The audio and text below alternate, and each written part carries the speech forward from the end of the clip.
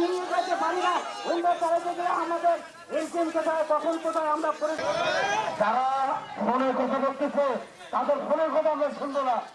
শুনে যান, শুনে যান, শুনে যান, বসেন। এই গাড়ি থাকবে, এই গাড়ি না ভাই, এই গাড়ি ধরেন না আপনারা।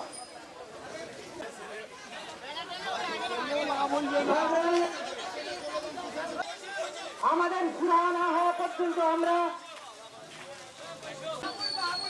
পানি কেটে যাই, যার ফলে আমাদের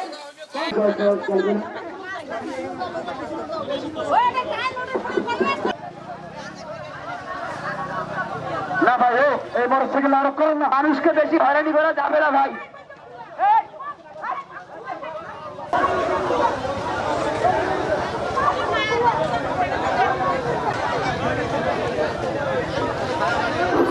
ভাই এত রাত হ্যালো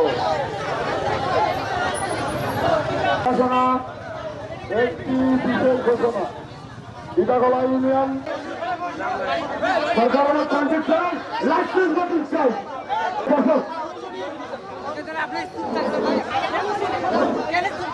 আজকে 5 মাস যাবত এই রাস্তার কাজ শুরু হয়েছে। 5 মাস থেকে উল্লেখযোগ্য কোনো কাজ হয় নাই। কেন হইল না? এই রাস্তার যে ঠিকাদার সে আমাদেরকে জানাইতেছে সে কাজ করবে, কিন্তু কাজ করতেছে না। ইতিমধ্যে আমাদের যারা কৃষক আছে এরা ধান বেচতে পারতেছে না, এরা আলু বেচতে পারতেছে না, অর্থাৎ জমির ফসল কোনো বেচতে পারতেছে না। অনেক রুগী তারা রিক্সা ভ্যানে তারা মেডিকেলে বা হাসপাতালে চিকিৎসা নিতে পারতেছে না। যারা স্টুডেন্ট আছে তারা ঠিক মতো এই রাস্তা দিয়ে চলাচল করতে পারতেছে না। এই রাস্তাটা দিয়ে প্রায় প্রত্যেক দিন 5,000-এর উপরে লোকজন যাওয়া আসা করে। এরকমই একটি রাস্তা আজকে 5 মাস থেকে অকেজো হয়ে আছে। রাস্তা নেওয়ার পরে বালু ফেলাইছিল, বালু ফেলার পরে ডলছিল, ডলার পরে খোয়া ফেলা চাইছিল, খোয়া ফেলায় নাই।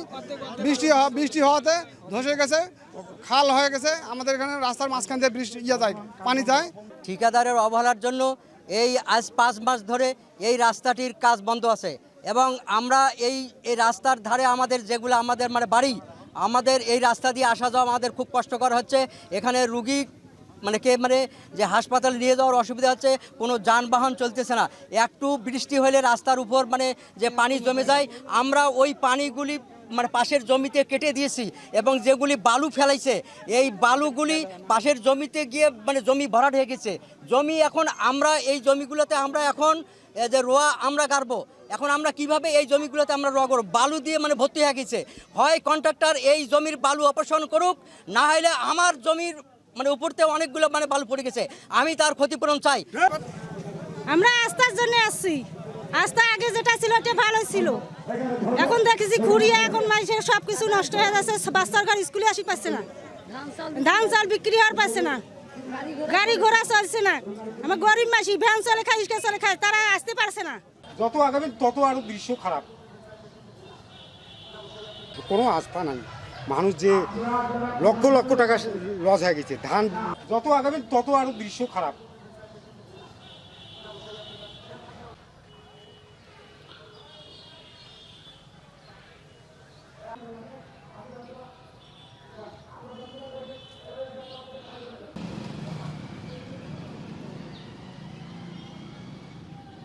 রোডে কাজ করি, আন্দোলন করতেছে এই ছোট মোটো সাইকেল ভ্যানগুলো এখন মানা